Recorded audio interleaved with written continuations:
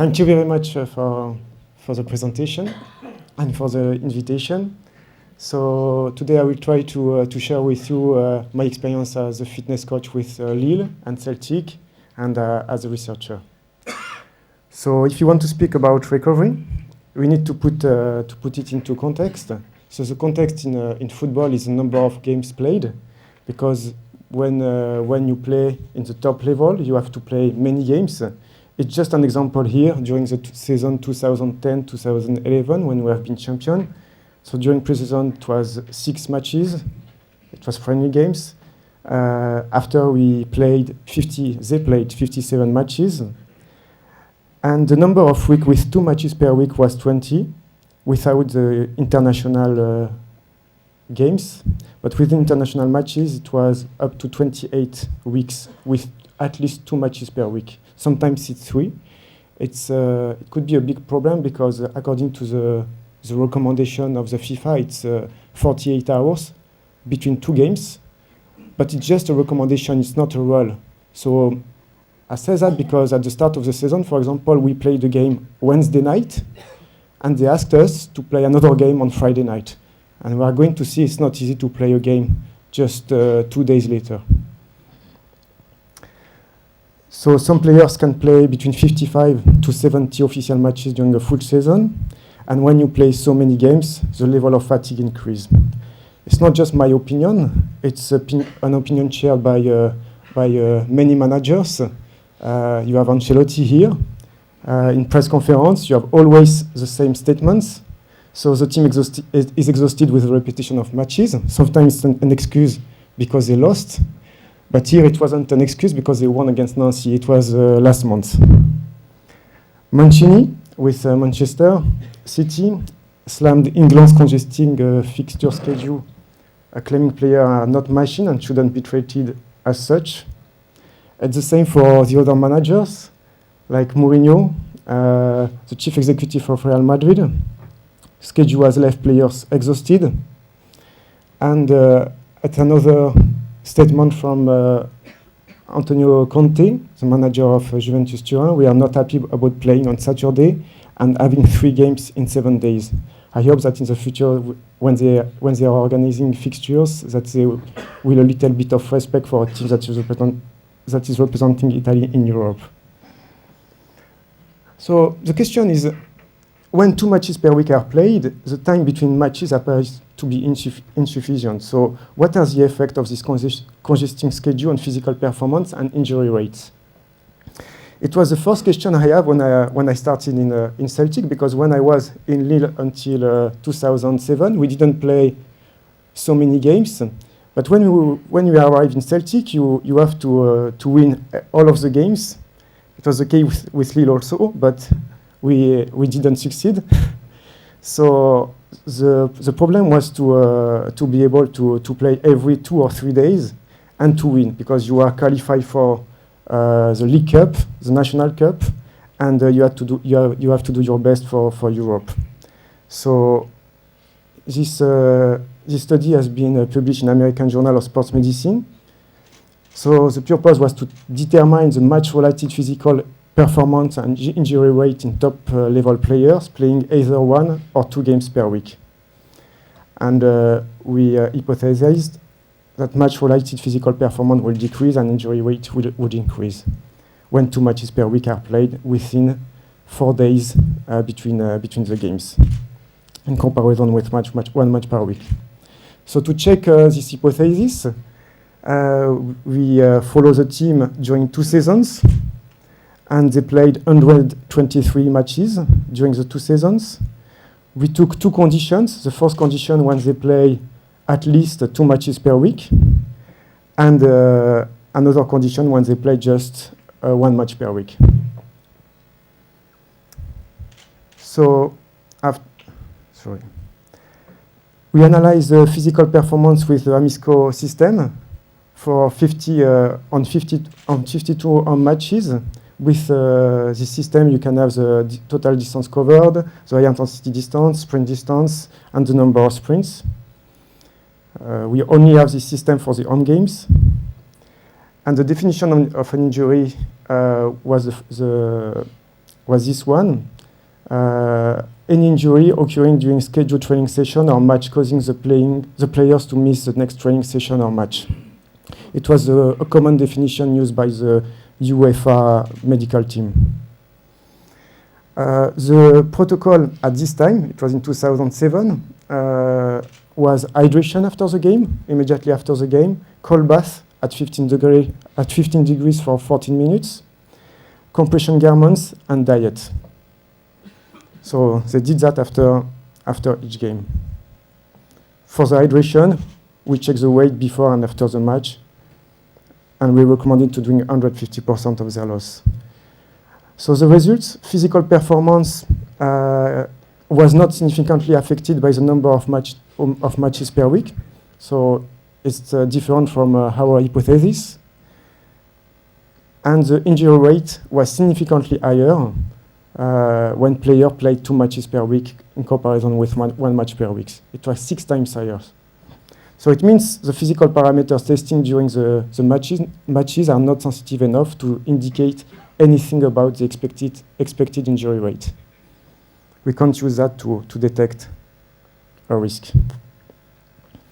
It's interesting because when you have players injured, it's a big problem in a team. There is a study who has been done in Qatar with professional Qatari football, and they found the lower injury incidence was strongly correlated with team performance. So when you have players injured, it's difficult to be performant. These results confirm the one found by Ekstrand. During the World Cup, he found 60% of the players who had played more than 1 match a week before the World Cup incurred injury or underperformed during the World Cup. Just the level of performance was evaluated subjectively by 3 international experts. So it wasn't the same evaluation.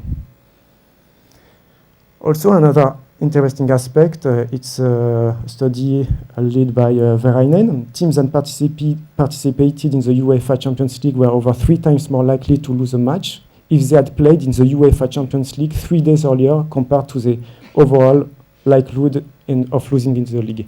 And if you watch the Champions League in midweek, have a look on the following weekend, Saturday and Sunday, and you will see most of the time it happens. So you have a surprise. So if you don't play the Champions League, it's good to play the following weekend against the big teams to have a chance to win.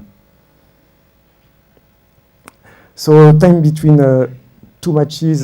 matches appears to be insufficient, especially when they have to play 2 matches per week. So the question is, how much time does a professional player need to fully recover? So we check, we do a literature review on this topic, and we found. So no, we didn't find. We checked, and the time to recover for a sprint was included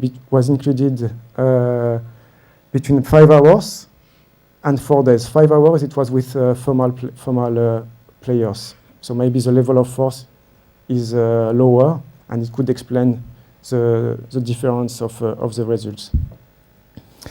We checked with our players as well, and we use a non-motorized treadmill, and we analyze the peak speed. And after 3 days, the peak speed was reduced by 5%. And for the counter movement jumps, it takes between 2 days and 3 days. After 3 days, so we follow during 3 days, it was still reduced by 6.1% with a large effect size. The maximal voluntary contraction was about 2 days and 3 days. 2 days with the formal players and more than 3 days for male players. In our studies, after 3 days, the level of maximal voluntary contraction was reduced by 9%. For creatine kinase, it's the same, about 3 days and more than 3 days for male players. And in our studies, after 3 days, it was still reduced by 15% with a large effect size. So the question is what to do. We can ask the federation to adapt the schedule, the FIFA regulation or the UEFA FIFA rules, but I don't think they will be happy to put less game because there is economic reasons, and I think also everybody is happy to play so many games, TV, economic aspect. So it's not the way to use to rotate the players. But when you rotate the players, the problem you don't have stability, and when you change too many players in a team, it could affect the level of performance because you need stability to be performant and to have results.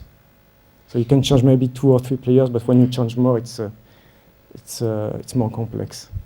So the third way is to optimize the recovery between matches, and it's what we have to do to regain a level of physical performance faster and to reduce the injury risk. Because if you recover faster, the level of force recover faster, and it may reduce the injury rate. So the questions, if we want to speak about that, is what are the fatigue mechanisms involved? Because if we want to speak about recovery, I think we need to check what is the mechanism involved. After, what are the actions in a match which lead to fatigue? Because it could help to individualize recovery protocol. And after, we will answer to the following question: what are the efficient recovery strategies to reduce the magnitude of fatigue and to accelerate the time to fully recover? So in our review of literature, the potential causes for post-soccer match fatigue was dehydration, glycogen depletion, muscle damage, and mental fatigue. And the 2 main factors was glycogen depletion and muscle damage. So what are the actions in a match which lead to fatigue? It's interesting because you can say these players need to rest. If we had to choose to select the players, they need to rest for the following game. It would be interesting to analyze the actions they lead to fatigue, and also which recovery protocol could help to recover faster according to the actions played by the players during the game. So we analyze the influence of the runs performed in a soccer match on the recovery kinetics. It's what you got with Amisco, for example, what I presented just earlier. And in fact, the running performance doesn't affect the recovery kinetics. So recovery kinetics for squat jump, sprint, repeated sprint were not affected by the total distance and the high intensity distance. So it's not this part of the parameters we need to check. So we decided to examine the relationship between the recovery kinetics of muscle damage markers after a soccer match and the number of playing action performed during that match. And we found that more than 72 hours, so more than 3 days, are required to achieve pre-match values for physical performance. For jump, maximal voluntary contraction on the dominant leg and peak speed.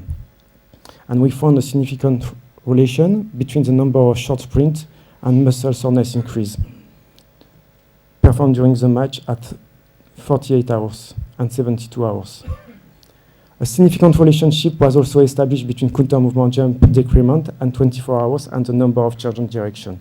So what is interesting is the acceleration and deceleration are probably the cause of the post-soccer, post-fatigue match, and it induces muscle damage. So now, what are the efficient recovery strategies to reduce the magnitude of fatigue and to accelerate the time to fully recover? It's the second part of the review of literature. So the general consensus is that the translation of sports science research to practice is poor. So in order to reduce the gap between practice and research, we did a survey on 32 professional teams, and we asked them, what do you do after the game? What is the protocol you implement? So nutrition and hydration was used by 97% of the teams. They implement a specific protocol for that. Sleeping was a big factor as well because it was cited by 95% of the team. Cold water immersion and/or contrast water therapy, 88% of the teams. Active recovery, 81% of the team. Massage, 78%. Stretching, 50% of the team, compression German, 22% of the team, electrical stimulation, 30% of the team. So now, so we ask that to the fitness coaches or to the doctor or to the physio. It depends who was in charge of the recovery in the club. We check the scientific evidence justifying these recovery strategies.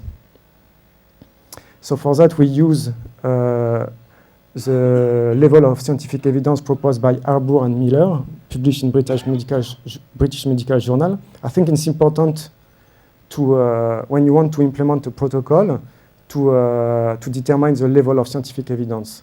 Sometimes you are going to implement something, but there is no level of scientific evidence, but it's good to know. And sometimes you implement because you know it's effective.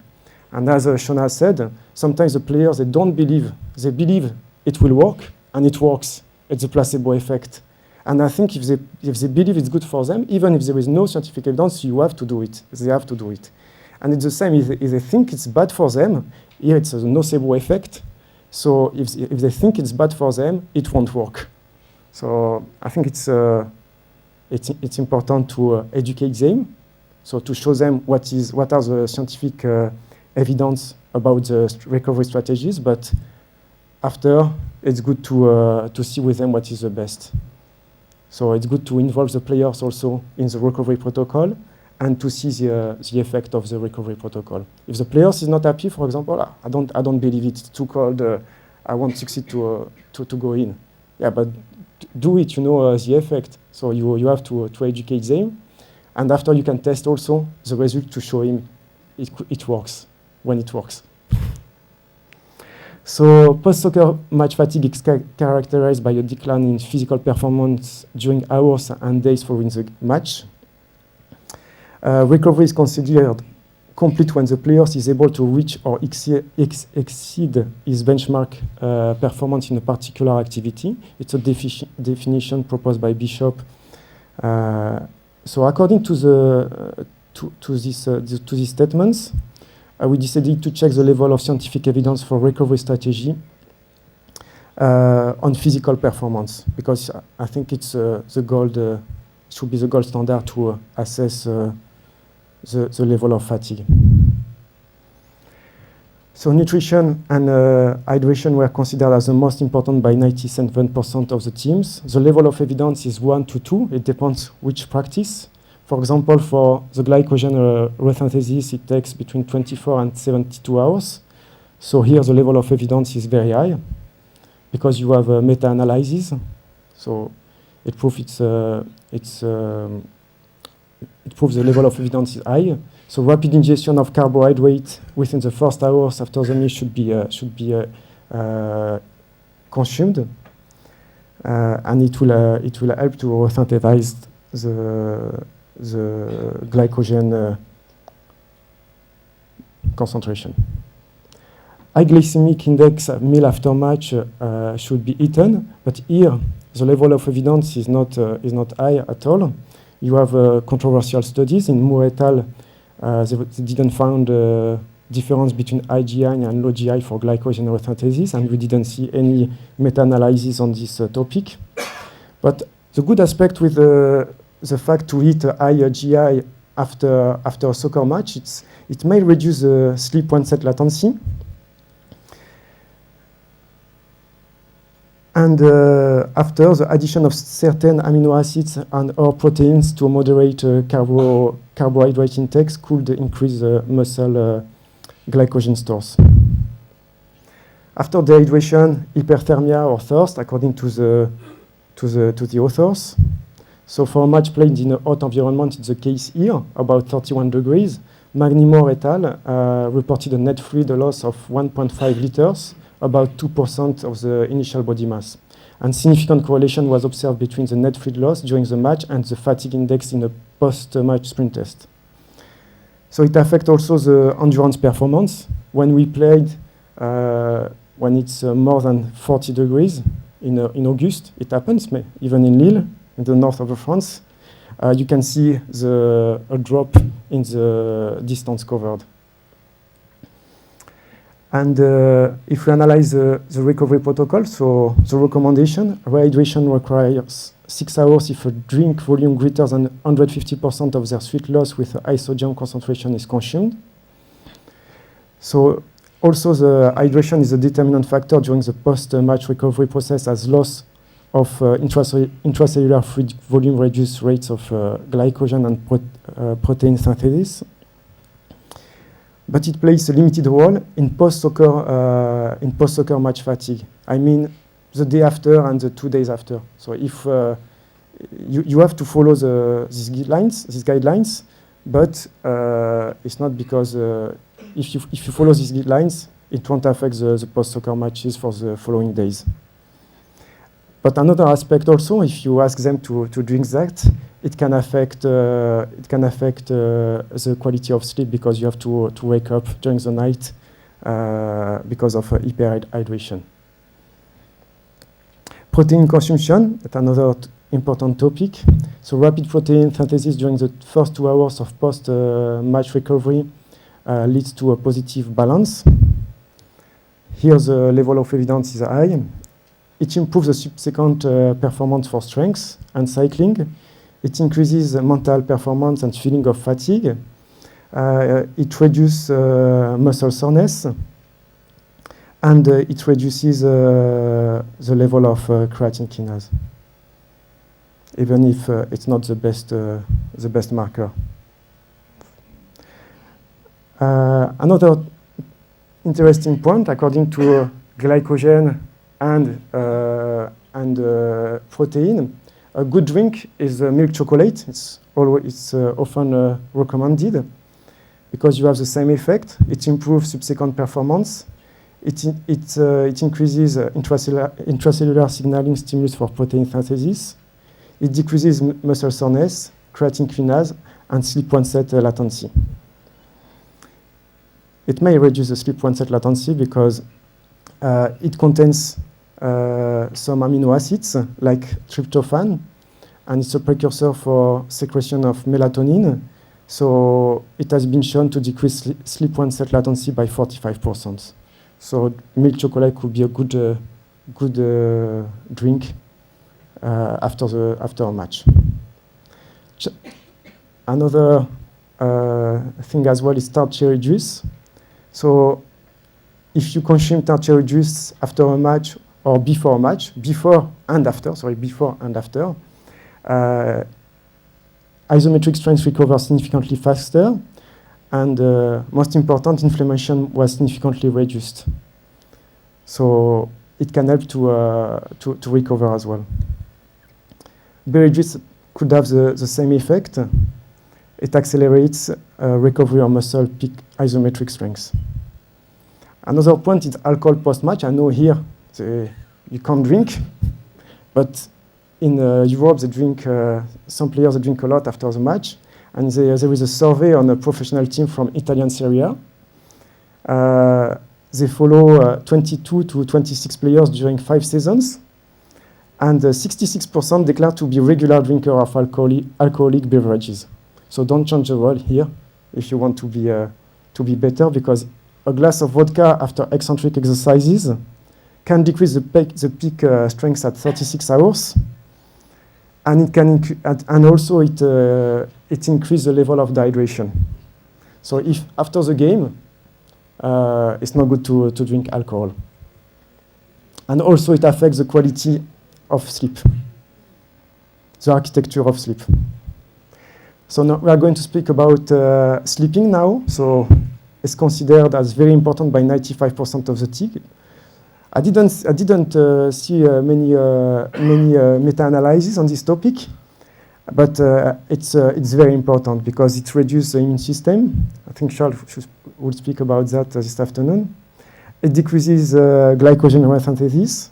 It increases muscle soreness. It decreases cognitive function, and it increases inflammatory response. And nap is good as well. So nap, it's I don't know if it's frequent here or not, but nap could help to optimize the recovery, especially if you didn't sleep a lot. And we'll speak about that now. because 90% of the match are played at nighttime in France. So sometimes we have game at 9 o'clock, sometimes at 8. But so it means when we analyze, we put active graph on the players. Time to bed was 1 o'clock. Time to fall asleep was 3:30, with some players at 5 o'clock. So the question is, when I speak with the manager, what do we do tomorrow? At what time do we plan the session? It's a question you have to answer.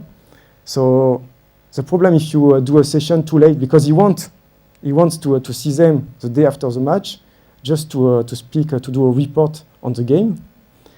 And he wants us to organize something. So at what time should we plan the session? If we plan the session afternoon, they won't get a nap, and it's frequent to have a nap for them.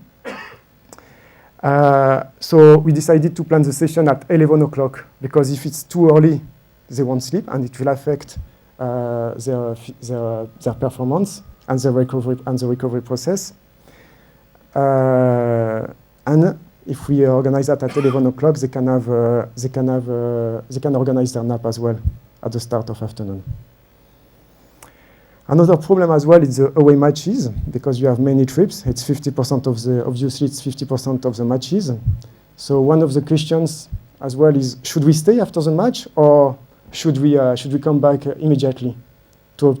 So it's a question I have to answer. So as they don't sleep before 3 o'clock or 3:30, if we return before 2 o'clock, if we have a chance to come back at before 2 o'clock, we come back, because most of the players, they prefer to sleep home, to sleep in the house instead of in the hotel, and the quality of sleep looks better. But if we come back after 2 o'clock, we decide to stay. Another thing as well, if we have a doping control, we stay. Recovery strategy should promote quality and quantity of sleep. So it means for nutrition, IGI, more memory retard sharing, because it decreases sleep onset latency, and it's rich in melatonin. We should decrease caffeine and alcohol as well, because the problem when you play at 9 o'clock, they want to take caffeine to be awake and to be performant. So they take caffeine, and after they don't sleep, of course, before 5 or 6 o'clock. So it's a paradox to solve. Cold water immersion. I thought cold water immersion could have promoted the quality and the quantity of sleep, because when you finish a game, the temperature of your body is high, the core temperature is high. So I thought if you have a cold bath, you would decrease the body temperature, and as you need to decrease the temperature to fall asleep. I thought it would have been good, but there is a recent studies led by Robe, and it has been published in Medicine Science in 2013, and he didn't find any effect of the cold water immersion after an exercise. But the exercise was done at 7 o'clock. So it's not the same for us, because we play at 9 o'clock and we finish the game at 11 o'clock. And also the exercise was 15 minutes at 75% of VO2 max. I don't think you could see a big effect on this type of exercise. But the good result is it doesn't affect the quality and the quantity of sleep. To reduce light and noise before to go bed. So it's a strategy to promote sleep. Cold water immersion or contrast water therapy was used by 88% of the team. So what are the scientific evidence justifying this recovery strategy? We have three main systematic review or meta-analysis. So the level of evidence is very high. There is I took the latest, made by Pope and Dick. So cold bath has a beneficial effect on sprint, jump, endurance, strength. We already spoke about that.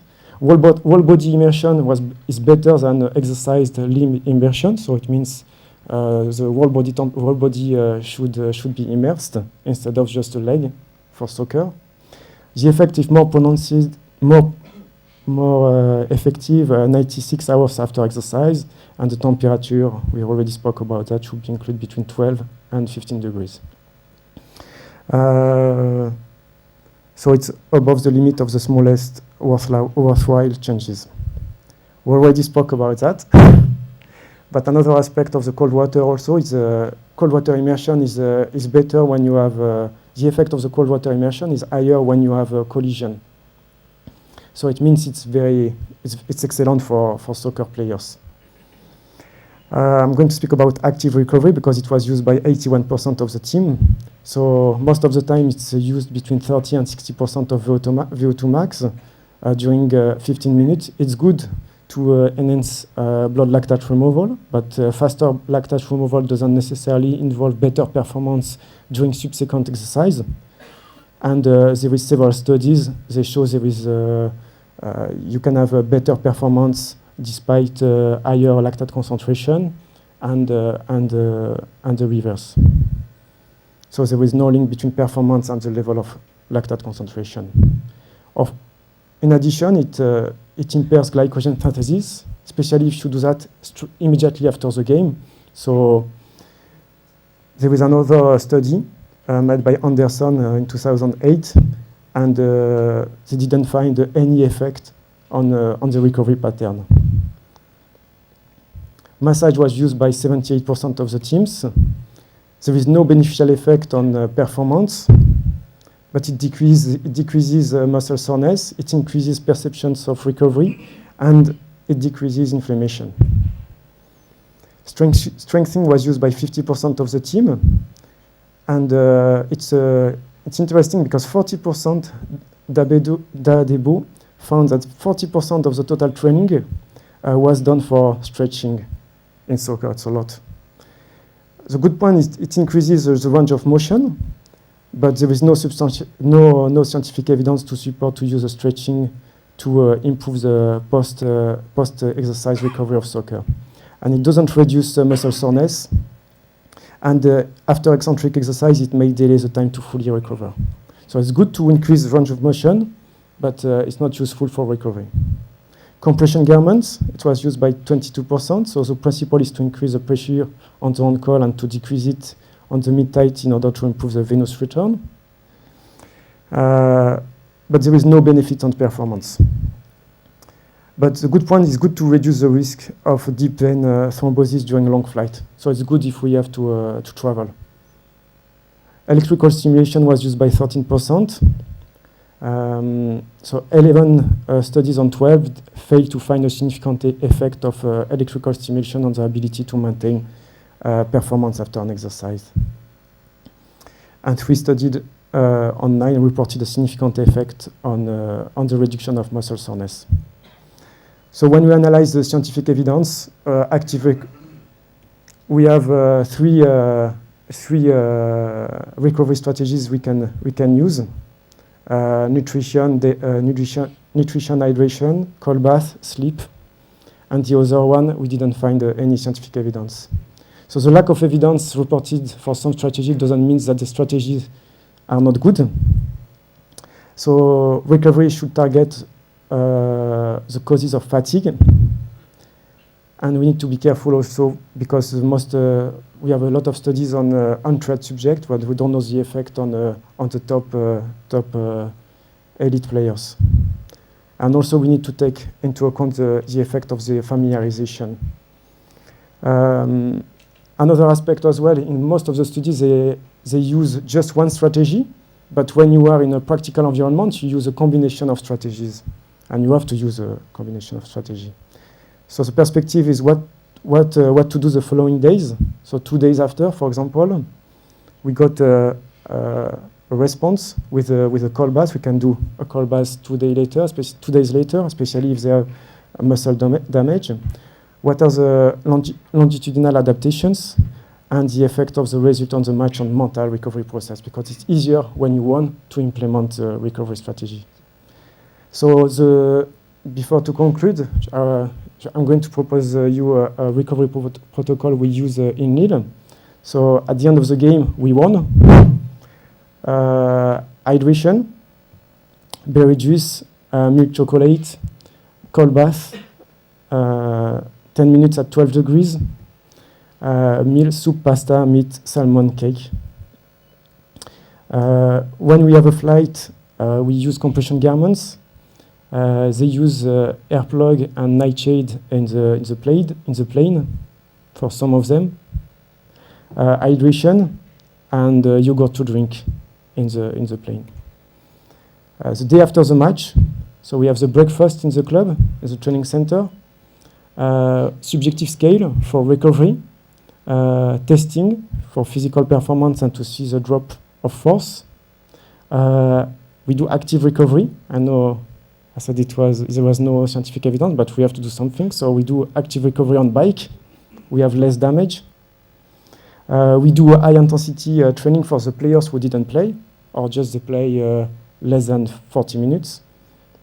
We do contrast water therapy or cold bath. They have massage as well, lunch, and after they can go back. Thank you for your attention.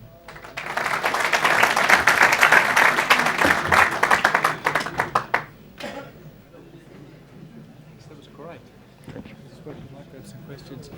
Okay, so we might just grab a couple of questions. We had programmed to have Martin's talk immediately after and then take questions at the end, but I think that was my mistake. I think we're smartest to go now. So first question. So this is very much like hockey for us. So working with a professional hockey team is the same. And you encounter the same problems, but we're way far behind in terms of adapting. You know how difficult it is to work with teams. Yes. So my question would be, because you found sleep important, which I may or may not agree with, do you screen the athletes about their sleep? Yes. Okay, and do you in any way, shape, or form whether an athlete is a night owl or a neutral sleeper? Sorry, can you? Do you chronotype the athletes, the ones that like to go to bed late? Mm-hmm. Because we have the same problem. The athletes are coming home at 4 in the morning. Decisions about leaving, flying home, etc. And so my question leads to: do you use light therapy, and do you strategically time the naps or no? Just get you to repeat the question. Okay. Yeah, it's a tough question. Do you want to repeat the question? Okay, so perhaps if I could paraphrase the question is, in your sleep interventions, are we typing the athletes? So athletes who are more prone to want to sleep later, or athletes who are neutral sleep, do we then target our interventions accordingly to those athletes who prefer to sleep late as opposed to the ones who are going to be neutral sleepers? Yeah, to answer to the first question, we monitor the sleep. So we have a questionnaire with the time when they went to bed, the time they felt asleep. Sometimes we use some actigraph. We don't use all the time because we can't use all the time because after they're getting fed up, and we need to change also the questionnaire as well, because after it's getting automatic, and when we work 5 years with the same athletes, you need to adjust regularly your questionnaire. We ask them at what time they wake up, and also at the beginning we use a morning or evening type to see if there is an effect for some. And we have a big heterogeneity in the results for the time to fall asleep. As I said, some players they can sleep at 2 o'clock, but some they can sleep not before 5 or 6 o'clock, and if they wake up at 9:30 to come at the training center, it's just 4 hours or 4 hours 30 of sleep, so it's not enough. But the problem it's a team sport, and we need common rules. So we have to find the best compromise for the average. Yes. So next question. Sorry. Thank you for your presentation. You speak about the body temperature, which is sometimes 39 degrees after training or half game. And I want to know the protocol for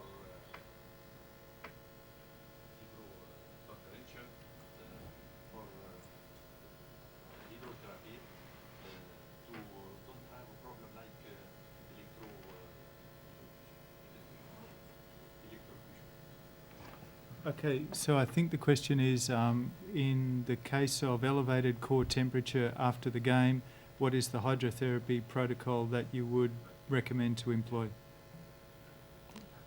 Shona presented something just before about the risk of the cold water immersion, and she didn't find any risk. And I use a cold bath at between 10 and 15 degrees since 10 years. I never meet a problem, but I touch woods. Players go directly from the training to Yes, they have a shower first, and after they go inside. I did it myself, it's not a problem. Murad? Thank you very much for this rich presentation. And this sources that part of the presentation takes us in the end the statement that the procedure of the process of recovery should be multifactorial. But however, there is one thing that we talk about or just mentioned, which is the mental fatigue. Do you think that implementing one psychological or psychotherapeutic techniques to address the mental fatigue, like some of training what we learn techniques for relaxation, would be one to additive management to complete all this multifactorial program? Yeah, we have a psychologist in the club, and he works on these techniques as well. And definitely, it could be useful to help the players to recover, especially when there is a congested period with many games. The most important is to help them to relax their mind, to be able to be 100% for each game, because it requires a lot of big motivation, and it's a big part as well. Yeah. Some evidence-based outcomes regarding this concept? Sorry? Evidence-based outcomes on trials concerning this aspect? I don't know, to be honest. I won't answer if I don't know, but it's an interesting topic to investigate. Okay, we're going to take two more questions, so we'll make it three. Christian?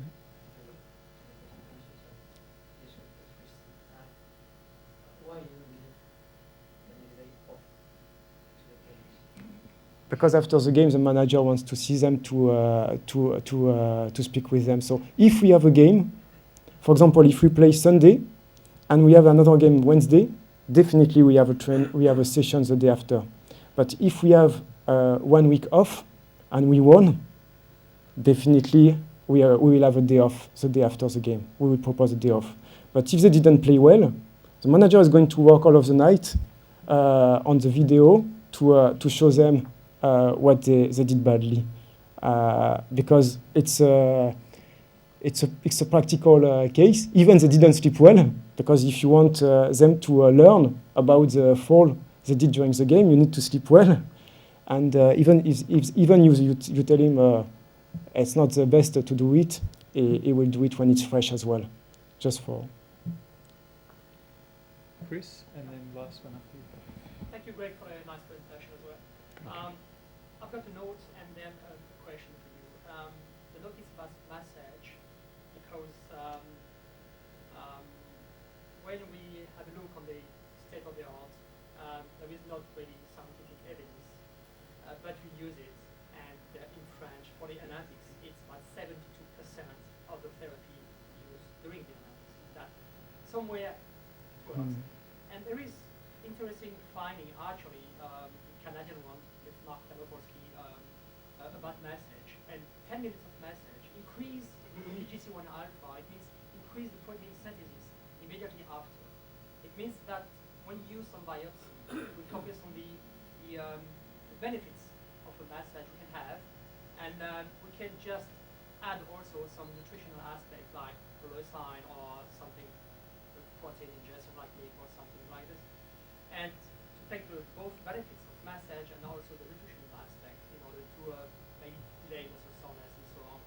That's my notes. And what about the question is, we are talking about our time recovery periods, very short one, and we are talking about dehydration, even if it's not really hot.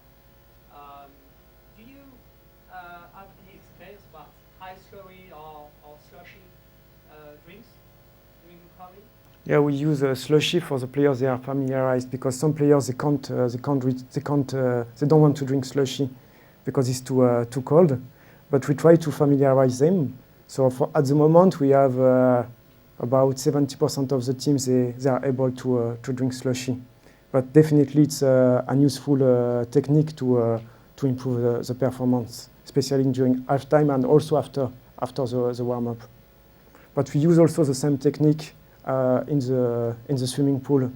I mean, you put the body in the pool, and you leave the leg away, because you need the paradox. You need to decrease the core temperature, and you need to maintain the level of muscle temperature. So it's a paradox too. Yeah, but the problem with the ice jacket, it's the conduction of heat is 25 lower in the air or with something with ice jacket than water. Water, it's a physical principle. The transfer of heat is much higher in the water instead of the air. Okay, now last question. First of all, thank you for this interesting presentation. I have two questions. If someone is training twice a day, what is the required minimum gap of recovery? That seems in 24 hours he's training twice a day. He has competitions or Olympic games and stuff. What is the recommended minimum timing of recovery between each two sessions of training? In fact, it depends what you do during the two sessions. If you do a strength session, for example, for upper body, just Let's say for the lower part, two sessions for the lower body. So you do one morning, and you do the other one at 4 o'clock, 5 o'clock, 6 o'clock. It depends on the condition as well, because sometimes with the weather, here I think it's better to do evening, to do early the morning. But the problem, you reduce the quantity of sleep, and after later for the temperature. But the minimum duration, it depends the intensity of the session, and it depends what they do during the sessions. Sometimes you can adjust according to. Is there any minimum like 10 hours, 8 hours? I can't say there is a minimum time between two sessions like that. It depends. If they do 1 hour of technique, for example, technique skills, I think they can do another session. The problem is the digestion. They need the time to digest. But when I was in Celtic, for example, the culture was to do a session the morning at 10 o'clock, and afternoon they wanted to. The first time the manager told me, "What time do we do the session?" I said 5 o'clock, because it was a hard session, a long session. They said, "Are you joking? Why?" I said, "Because they need time to digest." They said, No, 2 o'clock, it's okay. And I said to the players, "What do you think?" He said, "Prof, see the players and let me know." I saw the players. The players had never done a session afternoon. It was, I think if you go to England, it's the same in Liverpool. I have some friends, they can't do a session afternoon, only during pre-season, but during the season, during the in-season, you just have one session a day. In the interest of time, I might get you to just follow up with Prof. Dupont at lunchtime or in the afternoon tea break. We've really got to move on to make sure we get it. So thanks all the time. Thanks again to Professor Dupont, and I'll now invite